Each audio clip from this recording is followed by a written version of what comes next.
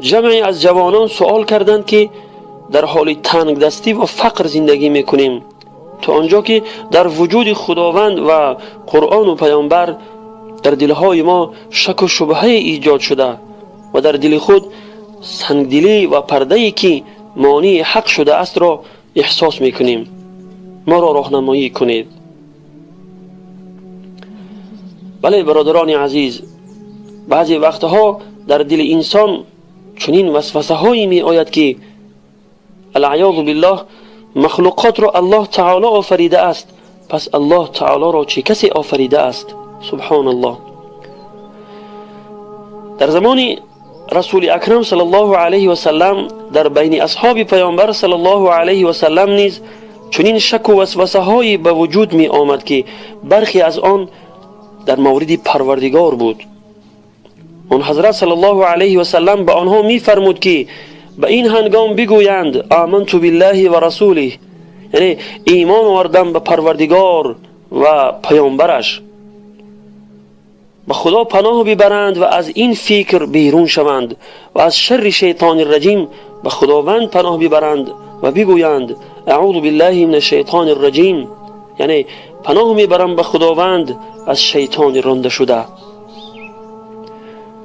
و بر این عقیده باید استوار بود و تکرار آمنت بالله و رسوله، یعنی ایمان آوردن به خداوند و پیامبرش، هنگامی به ذهن آمدن هر فکری کفرآمیز ان شاء الله بسیار مفید خواهد شد. توصیه می شود که از ناامیدی از رحمتهای خداوند به سوی رحمت او تعالی امیدوار شویم و کثرت تلاوت قرآن و فکر کردن در معنیهای آن و برگشت به سوی خداوند از تمام گناهان با صدق و رغبت انسان را به حق راهنمایی و وسوسه ها را نابود می کند. و بیشتر از همه سجده در نیمه شب و حسن ظن، یعنی گمانی نیک کردن به پروردگار است. خداوند می فرماید استعیذ بالله و اذا سألك عبادی عنی فإنی قریب اجیب دعوت الداعی اذا دعان، من نزدیکم دعای دعا کننده را به هنگامی که مرا میخواند پاسخ میدهم. با دوستان خوب و نیکوکار دوستی و رفاقت کن و از دوستی کردن با بدان و بدکاران و بد اخلاقان دوری کن. پس اینجا سوال می شود که آیا انسان با فکرها و وسوسه هایی که در مورد توحید پروردگار و وجود خداوند به ذهنش می آید مؤاخذه می شود؟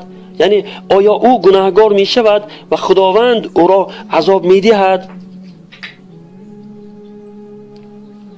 از پیامبر خدا صلی الله علیه و سلم ثابت است و در کتب صحیحین نیز آمده است که خداوند از امتی من در مورد آن فکر و وسوسه هایی که به ذهن می آید گذشت نموده است و بخشیده است تا وقتی که به آن عمل نکرده است و یا سخن نگفته است.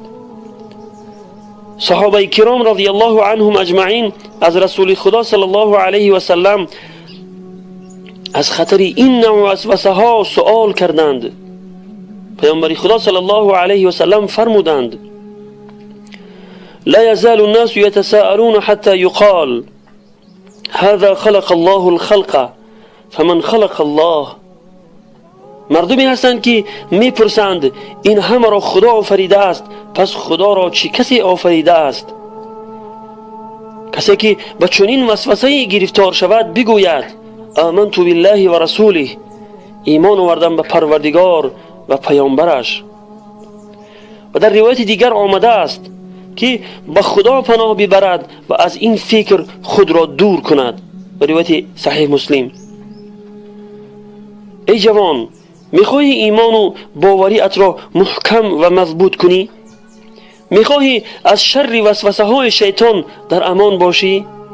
پس طبق تعلیمات پیامبر خدا صلی الله علیه و سلم وقتی چنین وسوسه های به ذهن آمد بگو ایمان آوردم به الله تعالی و پیامبرش و از شر شیطان رانده شده به خداوند پناه ببر و بگو اعوذ بالله من الشیطان الرجیم.